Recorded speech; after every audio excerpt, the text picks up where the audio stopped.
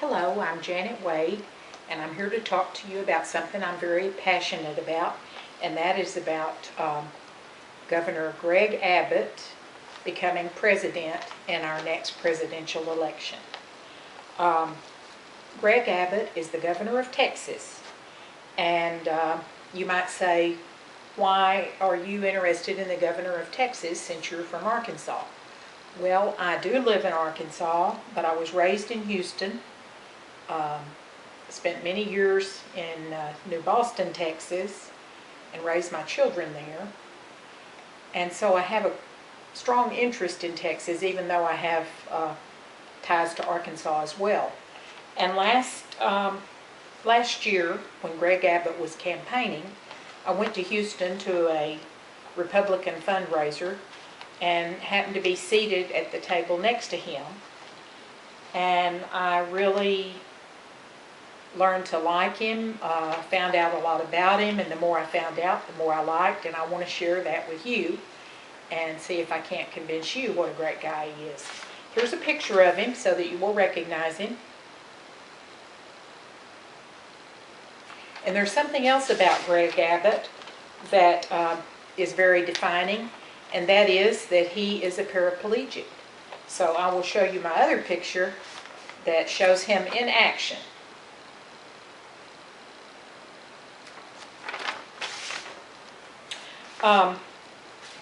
When he was just 26 years old, and after he had completed his law degree, he was studying for the bar exam, and he decided to take a break and go for a jog with a friend. And he said that he heard a loud explosion next to him, and the next thing he knew, he was down on the ground.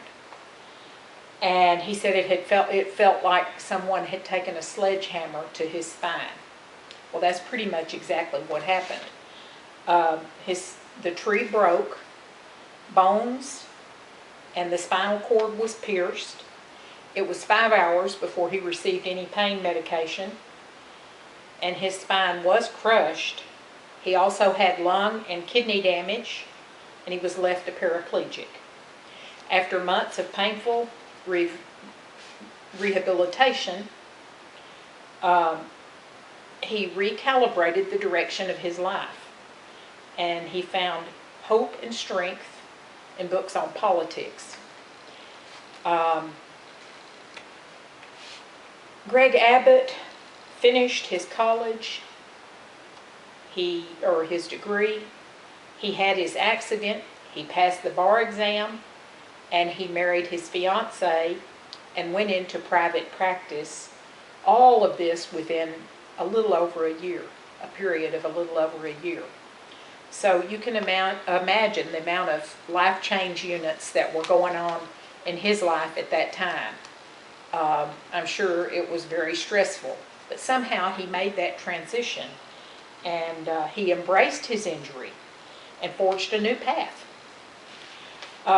Another direct quote from Greg is that when you're lying in bed throttled with pain, you have to apply the lessons that you've learned all your life.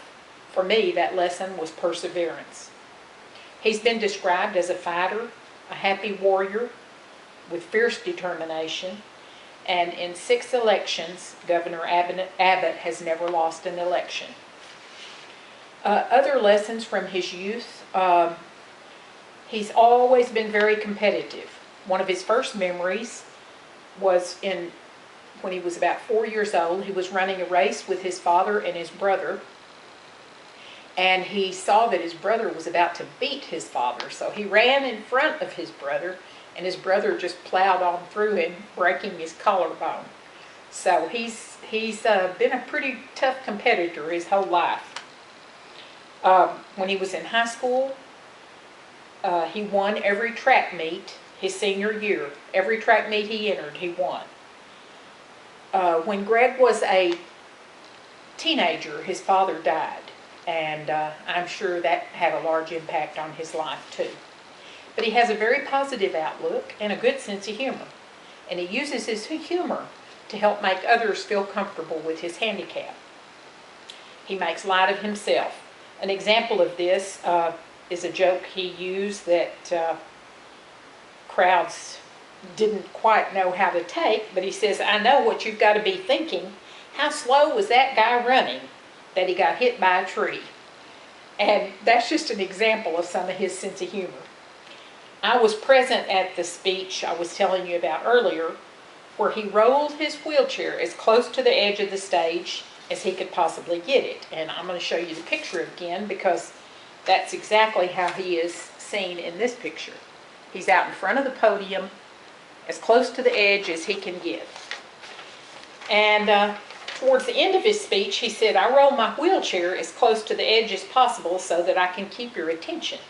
I know you'll be watching me throughout the whole speech because you think I'm going to fall off the stage. So he really does have a great sense of humor. In his career, as I said earlier, the accident changed the direction in his life. And in his inauguration speech, as he gave God the glory for what had, for how far he had come, he said, from flat on my back in a Houston emergency room to governor of the great state of Texas. So that just gives you a window into his optimism.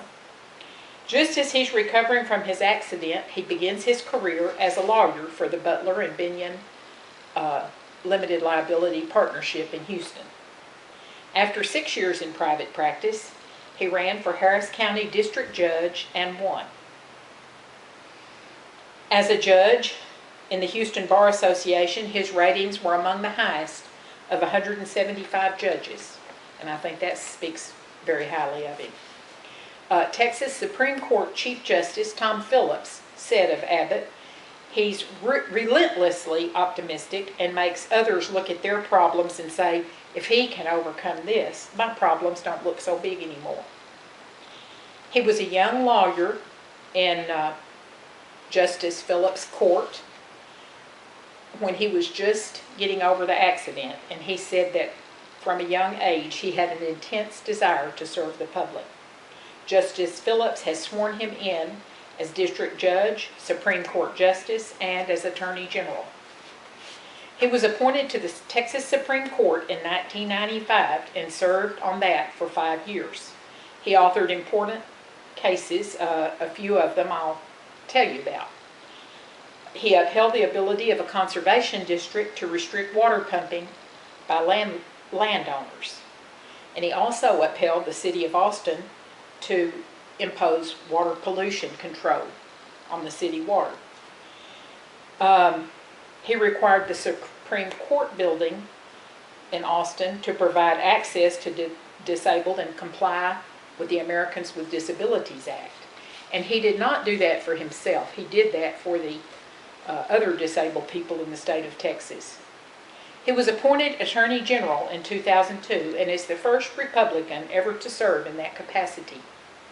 His first year in office, he defended the state in a lawsuit which disabled Texans sought accommodations under the federal disabilities law, and he argued it was unconstitutional.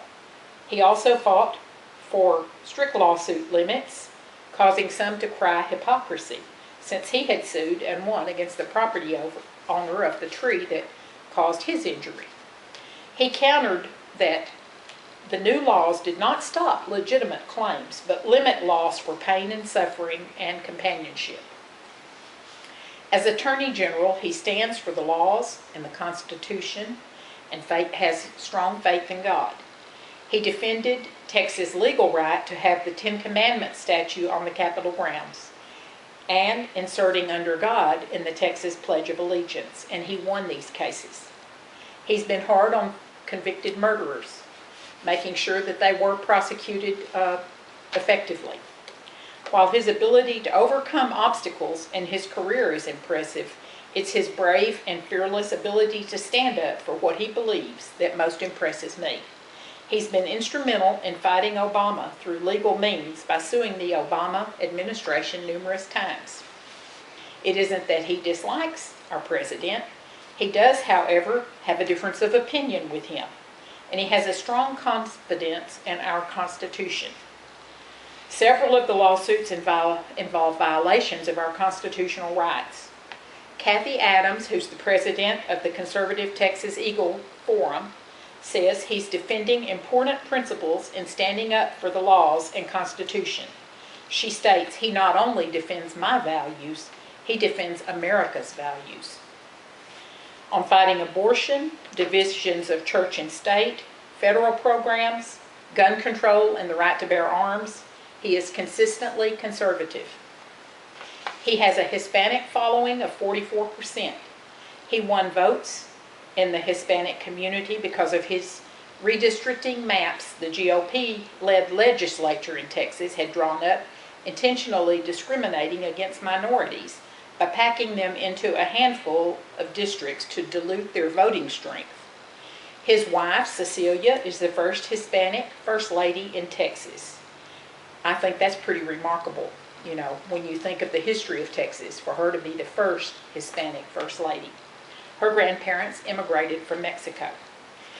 Abbott's campaign for governor ran 6 Spanish-language television commercials.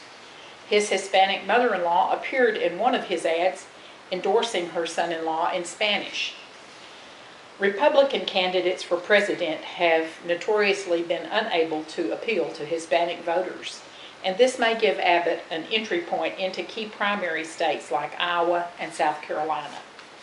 Abbott states of himself, "I have the ability to bridge the conservative segments of our party with the business elements of our party, and also build a bridge to the Hispanic community in the state, so I'm able to hit a trifecta that's never been done." Reed Wilson of the Washington Post thinks that someday Greg Abbott might be testing whether that trifecta can win over a national audience.